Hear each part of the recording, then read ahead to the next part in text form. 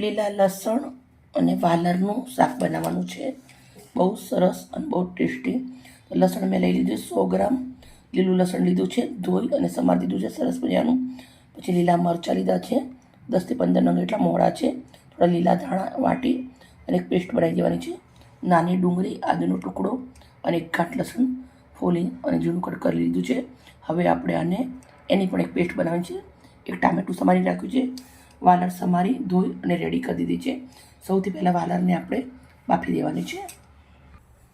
Cooker લીધું છે. કુકરના અંદર આપણે વાલર નાખી દઉં છું.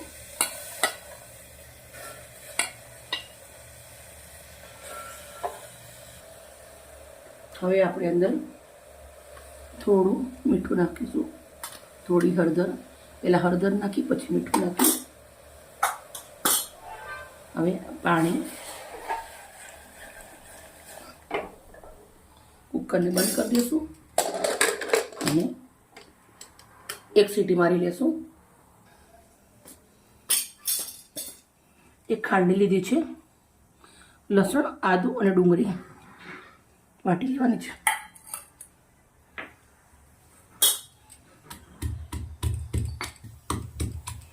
વાટી અને રેડી થઈ ગયું છે. હવે આપણે આને નીકાળી દઈશું. આપણે કુકરની સીટી પણ પડી ગઈ છે. હવે લીલા ધાણા અને મરચાં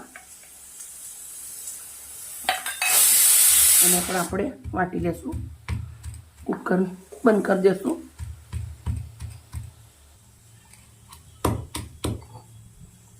આપણે મરચાં ધાણા પણ આપણે વાટીને લઈ લીધા છે ખલમાંથી.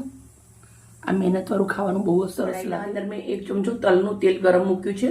તમે જે નોર્મલ તેલ ખાતો એ બી ચાલે, પણ મેં તલના તેલના અંદર બહુ સરસ લાગે છે એટલે તલનું તેલ મૂક્યું છે.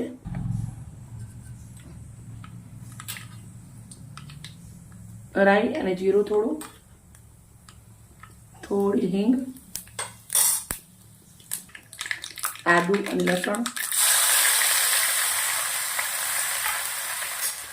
લીલા મરચાં અને ધાણા,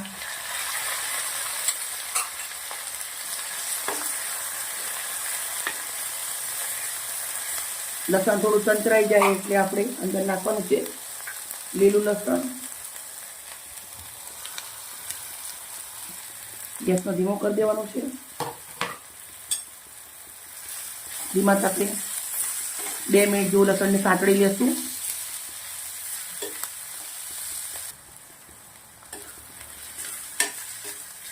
બે થી 3 મિનિટ થઈ ગયું છે. લસણ સંતરાઈ ગયું છે. હવે આપણે મસાલા કરી લઈશું. કશ્મીરી મરચું નાખું છું થોડું. ચપટી કેવી હળદર નાખું છું. હળદર પહેલાં નાખી છે એટલે થોડું એવું મીઠું નાખું છું. મીઠું પણ આપણે પહેલાં નાખેલું છે. હવે નાખવાના છે ટામેટાં.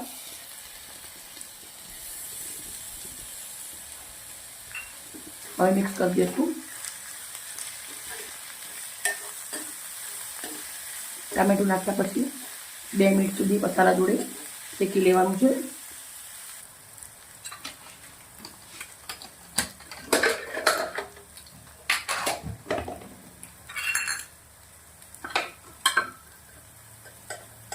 વાલર એકદમ કોણી હતી એટલે સરસ ચડી અને રેડી થઈ ગઈ છે. હવે જે થોડું ઘણું પાણી છે અંદર એના સુધી નાખી દેવાની છે વાલર.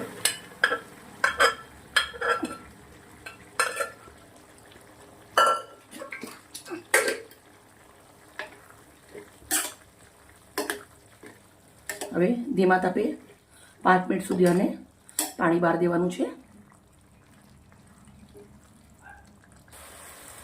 પાણીનો ભાગ ભરી ગયો છે. સબ્જી આપણી મસ્ત રેડી થઈ ગઈ છે. હવે આપણે અંદર ગેસ બંધ કરી દેવાનો છે. ને લીંબુ નીચવાનું છે અંદર.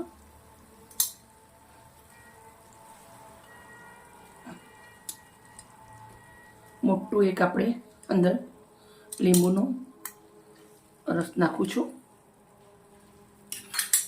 વાલરનું શાક મિત્રો તમે ખાતા જશો, બનાવતા જશો, પણ આવી રીતના તમે લસણવાળું બનાવશો ને, લીલા લસણવાળું, બહુ જ સરસ લાગશે. આ સાથે આપણે લીંબુનો રસ નાખ્યો છે અને મેં લીંબુનો રસ ગેસ બંધ કર્યા પછી નાખ્યો છે. તમે જોઈ શકો છો એકદમ આલિશાન સબ્જી આપણી રેડી થઈ ગઈ છે. આવી રીતના હું એક બાઉલના અંદર સબ્જીને લઈ લઉં છું.